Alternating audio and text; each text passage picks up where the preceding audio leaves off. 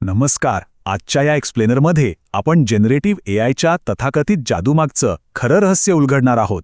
हे तंत्रज्ञान वरवर जेवढं जादुई वाटतं, त्यामागे खऱ्या अर्थाने कशी आणि कोणती तांत्रिक रचना काम करते हे आपण अगदी मुळापासून समजून घेणार आहोत. चला तर मग थेट विषयाला हात घालूया. सर्वात आधी या अगदी मूलभूत प्रक्रियेकडे नजर टाकूया. हे बघा, साधे इनपुट्स म्हणजे एखादा मजकूर असेल, चित्र किंवा ऑडिओ, हे एका न्यूरल प्रोसेसिंग मॉडेलमध्ये फीड केले जातात आणि त्यातूनच मग एक नवीन सिंथेटिक कंटेंट तयार होतो. हाच तो मूळ पाया आहे ज्यावर हे सगळं तंत्रज्ञान उभा आहे. आता हे सगळं समजून घेण्यासाठी कम्प्युटर सायन्सच्या डिग्रीची अजिबात गरज नाहीये. आपण अगदी सोप्या क्रमाने जाणार आहोत. संपूर्ण चित्र, शब्दांचं गणितात होणारं रूपांतर, ट्रान्सफॉर्मर इंजिन, सिस्टम कशी शिकते, आउटपुटची निर्मिती आणि शेवटी याच्या वास्तविकता आणि मर्यादा, अशा 6 टप्प्यांतून आपला हा प्रवास असणार आहे. तर पहिला टप्पा, संपूर्ण चित्र, म्हणजे अगदी विस्कळीत माहितीचं एका सुबक संरचनेत कसं रूपांतर होतं ते बघूया. आता इथे एक अतिशय महत्त्वाची गोष्ट लक्षात घेण्यासारखी आहे. कृत्रिम बुद्धिमत्ता किंवा एआय केवळ प्रश्नांची उत्तरे पोपटासारखी पाठ करत नाही, तर ते अत्यंत विस्कळीत आणि गोंधळलेल्या डेटाचं रूपांतर एका सखोल आणि प्रोबॅबिलिस्टिक भूमितीमध्ये करतं. सोप्या भाषेत सांगायचं तर हे पाठांतर नसून डेटाचा मूळ पॅटर्न समजून घेण्याची एक प्रगत पद्धत आहे. पुढे जाऊया टप्पा क्रमांक 2 कडे, शब्दांचं गणितात होणारं रूपांतर म्हणजेच एका प्रॉम्प्टचा नेमका प्रवास. आता थोडं बारकाईने पाहूया. आपण दिलेला मजकूर मशीनला कसा समजतो. तर त्याची पहिली पायरी आहे टोकनायझेशन. संगणकाला आपली मानवी भाषा थेट समजत नाही, हे तर उघडच आहे. म्हणूनच ही सिस्टीम भाषेचे छोट्या छोट्या सुट्ट्या गणितीय ब्लॉक्समध्ये तुकडे करते, जेणेकरून ते प्रोसेस करणं सोपं जाईल. हे उदाहरण बघा, म्हणजे लगेच लक्षात येईल. एआय इज पॉवरफुल हे साधंसं वाक्य कसं छोट्या, पचायला सोप्या घटकांमध्ये विभागलं गेलंय. एआय इज पॉवरफुल आणि फुल हे असे स्वतंत्र ब्लॉक्स आहेत ज्यांचं पुढे जाऊन गणितामध्ये रूपांतर होतं. आहे की नाही रंजक? आणि त्यानंतर हेच टोकन्स वेक्टर्स बनतात, म्हणजेच त्यांना एका उच्च आयामी किंवा हाय डायमेन्शनल स्पेसमध्ये मॅप केलं जातं. आता इथे खरी गंमत आहे. या जागेत 2 शब्दांमधलं जे भौतिक अंतर असतं तेच त्यांच्या अर्थामधलं साम्य ठरवतं. जितकं अंतर कमी तितका अर्थ जवळचा. गणिताच्या या स्पेसची आणखी एक थक्क करणारी गोष्ट सांगतो. इथे शब्दांचा वापर चक्क एखाद्या गणिताच्या समीकरणासारखा होतो. म्हणजे बघा, जर आपण किंग या शब्दातून मॅन वजा केलं आणि त्यात वुमन जोडलं, तर मिळणारी नवीन जागा अचूकपणे क्वीन या शब्दाच्या निर्देशांकांवर असते. लिटरली हे असंच काम करतं.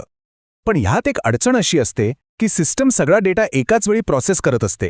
त्यामुळे वाक्याचा मूळ क्रम आणि रचना हरवू नये म्हणून पोझिशनल एन्कोडिंग मॅन्युअली इंजेक्ट करावं लागतं. यासाठी साइन आणि कोसाइन लाटांचा वापर होतो, ज्यामुळे शब्दांचा मूळ सिक्वेन्स सुरक्षित राहतो.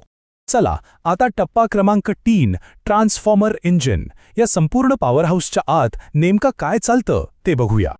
शब्दांचं गणितात रूपांतर तर झालं, पण आता याला प्रोसेस करणारं मुख्य इंजिन कोणतं? तर तो आहे ट्रान्सफॉर्मर. हा आधुनिक एआयचा असा एक स्टॅक्ड आर्किटेक्चरल ब्लूप्रिंट आहे ज्यामुळे अतिशय मोठ्या प्रमाणावर एकाच वेळी समांतर प्रक्रिया म्हणजेच मॅसिव्ह पॅरलल प्रोसेसिंग करणं शक्य होतं. आणि याच ताकदवान इंजिनच्या आत दडलेलं असतं अटेन्शन मेकॅनिझम. हे काय करतं? तर ते आजूबाजूच्या शब्दांचं महत्त्व मोजतं. समजा वाक्यात रिव्हर म्हणजेच नदी असा शब्द आलाय, तर तिथला बँक हा शब्द कोणतीही पैशांची बँक नसून नदीचा किनारा आहे हे ठरवण्यासाठी हे मेकॅनिझम आजूबाजूच्या संदर्भावर आपलं पूर्ण लक्ष केंद्रित करतं. ही संपूर्ण प्रक्रिया कशी पुढे जाते ते बघा. यासाठी QKV मेकॅनिझम वापरलं जातं, म्हणजे अनुक्रमे क्वेरी, की आणि व्हॅल्यू. थोडक्यात सांगायचं तर मी काय शोधत आहे असा प्रश्न विचारणं, मी किती योग्य जुळतोय हे तपासणं, आणि हा घ्या अचूक संदर्भ असं उत्तर मिळवणं. एकदम वेगवान आणि अचूक अनुक्रम. यानंतर येतो आपला चौथा टप्पा, सरावातून शिक्षण म्हणजेच ट्रेनिंग लूप. नुसते इंजिनचे भाग समजून उपयोग नाही, तर ही सिस्टम वेळेनुसार स्वतःला कशी अपडेट करते हेही पाहायला हवा. ही शिकण्याची प्रक्रिया बॅक प्रोपोगेशनच्या एका अखंड चालणाऱ्या चक्रातून घडते. म्हणजे आधी एक अंदाज लावणं, प्रत्यक्ष निकालाशी त्याची तुलना करणं, झालेली त्रुटी किंवा लॉस सिग्नल शोधणं आणि मग पुढील वेळेसाठी स्वतःचे वेट्स अद्ययावत करणं. लॉस फंक्शनचा हा आलेख बघा. हा आलेख स्पष्टपणे दाखवून देतो की हजारो टप्प्यांवर सातत्याने स्वतःच्या चुका कशा कमी केल्या जातात. अधिकाधिक अचूक अंदाज वर्तवण्याचा हा अविरत प्रयत्न इथे अगदी स्पष्टपणे दिसून येतो. आता वळूया 5व्या टप्प्याकडे, आउटपुटची निर्मिती. हा आहे आपला अंतिम टप्पा. एकदा का हे सगळं प्रशिक्षण पूर्ण झालं की हे गणितीय यंत्र संपूर्णपणे नवीन प्रॉम्प्ट्सना उत्तरे देण्यासाठी सज्ज होतं. पण हे उत्तर तयार कसं होतं? तर त्यासाठी ऑटो रिग्रेसिव्ह लूप वापरला जातो. सोप्या शब्दांत सांगायचं तर ही सिस्टम एका वेळी फक्त आणि फक्त एकाच शब्दाचा अंदाज लावते आणि स्वतःच तयार केलेला तो शब्द पुन्हा स्वतःच्याच इनपुटमध्ये फीड करते.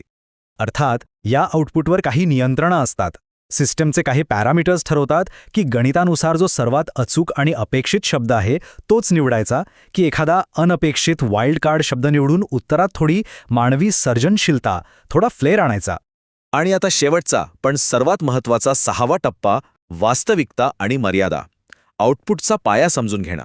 इतक्या खोलवरच्या विश्लेषणानंतर आता थोडं वास्तवाचं भान ठेवणं गरजेचं आहे. ही कितीही प्रगत वाटली तरी ती एक सांख्यिकीय अनुकरण करणारी म्हणजेच स्टॅटिस्टिकल मिमिक प्रणाली आहे. ती सजीव नाहीये आणि म्हणूनच यात हॅल्युसिनेशन्स म्हणजे खोट्या गोष्टी खऱ्या भासवणं, लॉजिकल चुका करणं आणि ट्रेनिंग डेटामधील पूर्वग्रह किंवा बायस जसेच्या तसे पुढे पसरवणं या मर्यादा साहजिकच येतात. हे नेहमी लक्षात ठेवायला हवं की एआयचं सर्वात मोठं मूलभूत सत्य हेच आहे की ती फक्त एक अंदाज वर्तवणारी म्हणजेच प्रिडिक्शन करणारी सिस्टीम आहे. ती मानवासारखा प्रत्यक्ष विचार करत नाही. थिंकिंग आणि प्रिडिक्शन यातला हा फरक खूप मोठा आहे. आणि याच वास्तवावरून एका अत्यंत गंभीर आणि विचार करायला लावणाऱ्या प्रश्नावर आपण येऊन थांबतो. जर या यंत्राला आपले अचूक गणितीय अंदाज बांधण्यासाठी मानवाने तयार केलेल्या अवाढ्य डेटाची सतत गरज असते, तर मग असा विचार करा, जेव्हा या आर्किटेक्चरला गिळंकृत करण्यासाठी किंवा शिकण्यासाठी नवीन मूळ मानवी मजकूरच उरणार नाही, तेव्हा या सगळ्याचं काय होईल?